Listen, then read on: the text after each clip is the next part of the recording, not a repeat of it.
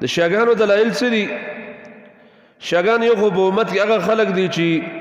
د دوی په قول باندې څه دومره اعتماد نشته، ځکه په امت مسلمه کې اکذب الناس چې کوم خلکو ته ویل کېږي زیات دروغجن په امت کې د شیعاګان دي چې کوم ته خلکو ته روافض وایي. ډېرې فرقې بګیرې زموږ سره د هرې فرقې متعلق کتابونه براته دي کوز، او اوس نوي چې کوم جدید نومونه را روان دي او جدید طریقې د دعوت را روان دي د شیعاګانو د روافضو، د هغې متعلق زموږ سره ډېر څه پراته دي. بلکې موږ د الله په توفیق هغه اصل کتابونه هم د دوی پیدا کړي دي، راغوښتلي هم دي د بهار نه، چې د دوی اصل رسالې چې د دوی چاپ شوي دي په تهران او ایران کې چاپ شوي دي، هغه چاپونه وړ موږ راغوښتلي زموږ سره ګوز پراته دي. بهرحال دا خلک چې دي د دې اقوال له دومره اعتماد او دومره باور نشي سره د اهل سنت په اقوالو په اختلافي مسلو کې دا بیانوي، ځکه دا خلک دي د دې امت دروغجن خلک، د اسلام او د قرآن او د حدیث مسخ کوونکي خلک، صحابو ته کنزل کوونکي خلک، قرآن ته محرف کتاب او ناقص کتاب ویونکي خلک، تمام صحابه د دې بنسبت باندې مرتد او د اسلام نه خارج سوا د 450 صحابو نه داسې نظریه دا خلک لري، او داسې نظریه چې کم خلک لري د هغو اقوال په اختلاف کې پیش کول د ضرورت نشته دی. خو دا ځکه بیانومه چې د اهل سنت بعض تفاسیرو کې دا قول نقل لی او بعضو آثارونه نقل لی، نو تاسو په هغې کې خطا شئ، د هغې د وجې نه دې وضاحت کومه. یو مشهور مفسر دی امام طبري رحمه الله چې اوږد تفسیر د زموږ سره کوز لاندې پروت دی، 10 جلد لګي، د اصل کې 20 جلد اوږد تفسیر دی او ډیر معتمد تفسیر، ځکه د صحابه او د تابعین د زمانې لیکلی، او تفسیر هر یو قول چې راوړی دا په سند راوړی دی، تفسیري چې څومره اقوال دي د هغې سندونه بیان کړي دي باقاعده. هغه په خپل تفسیر کې بعضې قرتونه بیان کړي دي، نو داسې ویل دی چې قرآن کریم کې وامسحوا برؤوسکم وارجلکم الی الکعبین، برؤوسکم په دې سین باندې زیر دی، وارجلکم په دې لام باندې هم زیر دی، الی الکعبین تر ګیټو پورې. وی دې نه دا مسله بعضو خلکو اخذ کړې وه چې په سر باندې مسح کول دي، وارجلکم او په خپو باندې مسح کول دي، په خپو باندې هم مسح کول دي او په سر باندې هم مسح کول دي. د هغې د وجې نه بعضې اهل سنت چې وو هغو به هم دا خبره بیانوله چې په خپو باندې مسح کول جایز دي. زمونږ استاد شیخ گور رحمان رحم الله یو مشهور عالم، هغه به دا ویل ډېر خلک د دې قرت د وجې نه هغو دا خبره بیانوي چې امام ابن جریر رحمه الله شیعه دی او دا رافضي دی، هغه دا غلطه ده، دا خو د لغت عربی مسله ده، شیعاګانو مسله نه ده. په لغت عربی کې دا لفظ داسې هم راغلی وامسحوا برؤوسکم وارجلکم، زموږ په قرآن کې داسې دی وارجلکم، او په لغت عربی کې داسې هم راغلی دی وامسحوا برؤوسکم وارجلکم، داسې هم راغلی دی.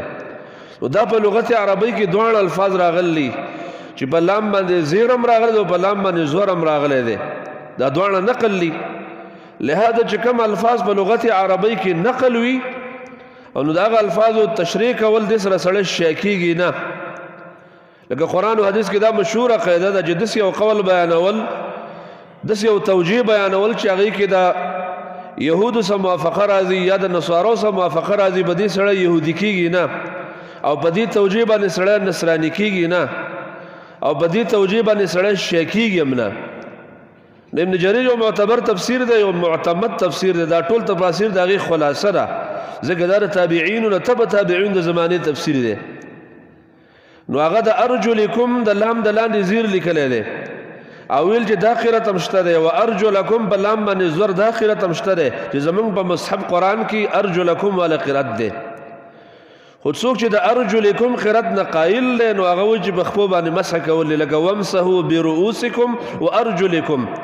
دا خپې د دې وامسحو د لاندې دي او دا سر مسح ده، لهذا د خپو هم مسح ده. لیکن عام اهل سنت د دې جواب کوي چې دا تفسیر په خپل ځای صحیح دی، خو لیکن د دې جوابونه شته. په عربی کې دا یو قانون دی، کله کله یو ځای کې زیر او جر راځي د جوار د وجې نه راځي، جوار وایي ګاونډیتوب ته، لکه قرآن کریم کې دا جمله راغله بعذاب یوم علیم، دا جمله چې یومن الیمن دا جمله چې راغله نو دې کې دا جر د جوار د پاره راغلی دی، د ګاونډیتوب د وجې نه کله جر راځي. قرآن کې داسې مخکې کومه کلمه په هغه باندې زیري، د هغې د موافقت د وجې نه په عربۍ کې به د دویمه کلمه باندې مزیري نو وامسحو برؤوسکم په دې سین باندې زیرو د دې موافقت د وجې نه ارجلکم په لام باندې زیر دی دې ته جر للجوار وایي په عربۍ کې د دې د وجې نه سړی شیا کېږي نه د شیاګانو دا مذهب ثابتېږي که چېرته شي داسې خبره چې جر راغلی دی او زیر راغلی دی او د جوار دپاره نه دی راغلی نو بیا داسې معنا ده وامسحو برؤوسکم د سرونو مسح وکئ و ارجلکم او د خپو مسح وکئ کله چې په خپو باندې موزي یا په خپو باندې جرابي د هغې تشریح به انشاءالله آینده جمعه کې بیانوو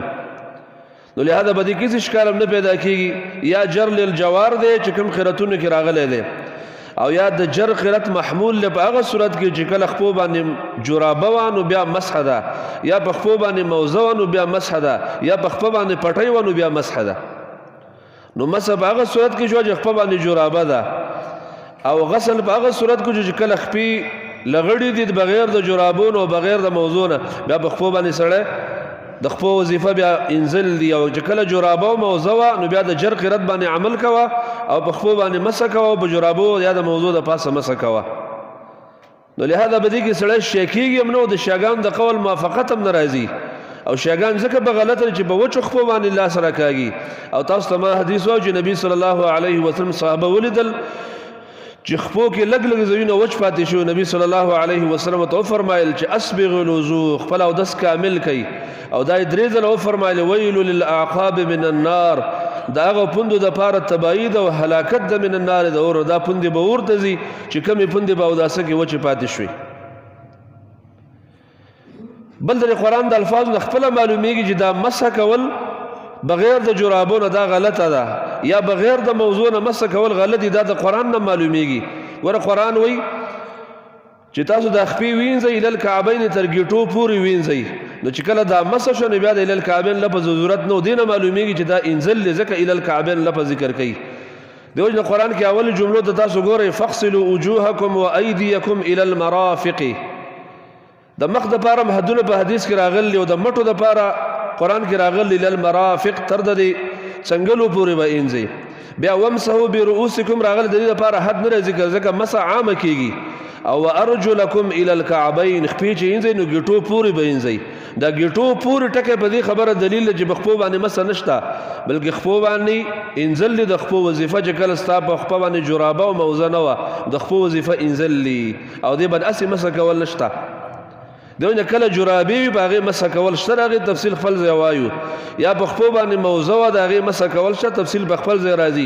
یا به ټولې خپې نه پټۍ تاوه نو په هغې باندې مسح کول شته د هغې تفصیل په خپل ځای وایو